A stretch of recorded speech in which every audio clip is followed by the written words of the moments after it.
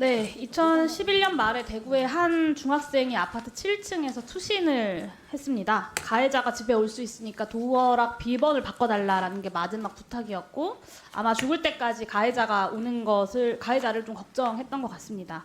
그해 겨울이 얼마나 혹독했는지 많은 분들 좀 기억하실 것 같은데, 가해자들은 뻔뻔했고 학교는 사건을 축소하려는 노력을 했고, 심지어는 담임교사가 법정에 나와서 가해자를 옹호하는 진술을 했어요. 그래서 고립된 학교폭력 피해자 곁에 국가는 없었다, 공동체가 존재하지 않았다, 이런 평가들을 할 수 있을 것 같습니다. 당시에 여성가족부가 청소년 주무부처로서 추진했던 정책이 뭔지 혹시 알고 계십니까? 정확히 어떤 연도를 말씀하셨는지 제가 초기에 말씀을 못 들었습니다. 다시 얘기해 주시겠습니까? 네. 제가 무슨 말을 했는지 못 아니, 들으셨다고요? 처음에 연도를 제가 못 들었습니다. 2011년 대구 중학생의 아파트 투신 말씀드렸습니다.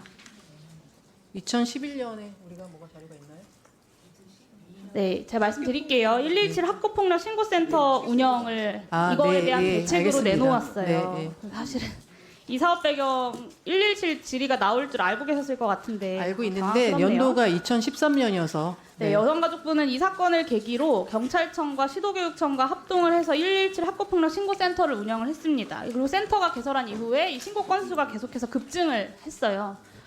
지금도 117 센터 사건 접수가 계속 매해 수천 건씩 늘고 있는데, 특히 이제 윤석열 정부 들어서 고위공직자들 자녀들의 이 학교폭력 문제가 대두가 되면서 이 학교폭력에 대한 국민들의 관심도 높아지고 있습니다.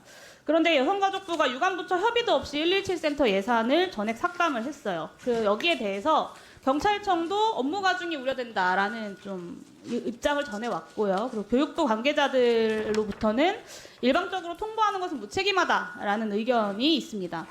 그러니까 학교폭력 신고 건수는 늘고 있고 상담원들은 업무 가중에 시달리고 유관부처마다 난색을 표하는데 117 센터 예산을 삭감하신 이유가 뭡니까? 저희가 전체적으로 법적 근거가 미흡하다는 지적이 굉장히 많았고, 그다음에 교육부 경찰청 중심으로 117 학교폭력 신고센터를 운영하면서 저희는 1388이 있고요. 그다음에 청소년 상담복지센터가 있고 지자체 청소년 안전망이 있어서 그걸 학교와 연계를 강화해서 법적인 근거가 미약하다는 건 여성가족부가 그러면 11년 동안 법적인 근거가 없는 사업을 해왔다는 말씀을 하시는 거고요. 경찰청과 교육부가 할 거다라는 것에 대해서는 경찰청과 교육부도 난색을 표하고 있습니다. 그러니까 유관부처 협의도 제대로 되지 않은 상태에서 예산이 이렇게 삭감된 것에 대해서 유감을 표하고 있고 상담사 인원이 실질적으로 축소될 수밖에 없는 상황이라는 점을 말씀드립니다. 지금 학교폭력 특화 상담센터가 필요하다는 것은 수많은 학교폭력 피해자들의 희생과 고통 속에서 우리 사회가 쌓아올린 합의잖아요. 어렵게 마련된 피해자 지원 대책이 지금 단숨에 후퇴하게 된 겁니다. 정말 당황스럽고요. 넘겨주세요. 네. 그리고 도가니 사건으로 불리는 인하학교 성폭력 사건도 장관님께서 기억하실 텐데, 교직원들이 장애 학생을 대상으로 수년간의 집단 성폭행, 성추행, 폭행 등이 이어졌습니다. 근데 수십 장의 피해자 진술에도 불구하고 가해자 중에 3년 넘는 징역형을 받는 사람이 없어요. 그러니까 가해자들이 피해 학생들의 장애를 굉장히 집요하게 공격의 대상으로 삼았습니다. 그래서 장애 학생의 성에 대한 편견을 깨는 교육이 절실했고, 장애 학생의 성폭력으로부터 보호받고 자신의 의사를 표현할 수 있는 교육이 되게 절실했거든요. 이런 절실함에 여성가족부가 응답해서 시작한 사업이 뭔지 알고 계십니까? 성인권 교육 사업 맞습니다. 성인권 교육입니다.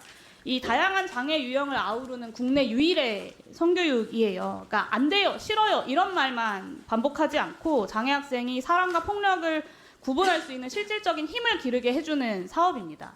근데 이 장애 학생들의 성폭력 피해는 계속해서 고발이 되고 있고 그 유형도 점차 다양해지고 있고 더 넓은 대책을 필요로 하는데 성인권 교육 예산이 전액 삭감됐습니다. 왜 중단되어야 하고 폐지되어야 합니까? 짧게 좀 답변 부탁드립니다.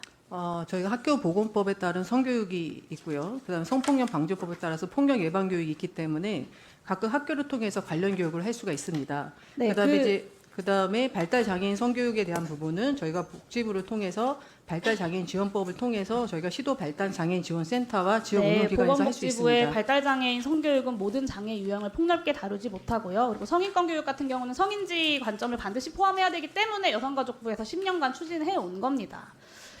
지자체에서도 해당 사업의 필요성을 강조를 합니다. 부산 같은 경우는 성인권 교육 사업을 효과성이 높다 이런 평가를 했고, 경기도는 사업 필요성이 계속해서 있다. 그래서 도비 100%로 재편성해서 운영하겠다라고 했습니다. 대구에서도 국비 추가 지원이 절실하다. 제주에서도 양성평등 의식 약화가 우려된다. 이런 의견을 했어요. 근데 미니 부처 소리를 듣는 여성가족부도 예산이 1조 7천억이고 대한민국 1년 지출액이 656조 원인데 성인권 교육 예산 얼마인지 혹시 아십니까? 1분만 더. 아니요. 5억 5천 6백만 정리를 원입니다. 해주시죠. 예. 5억 5천 6백만 원입니다.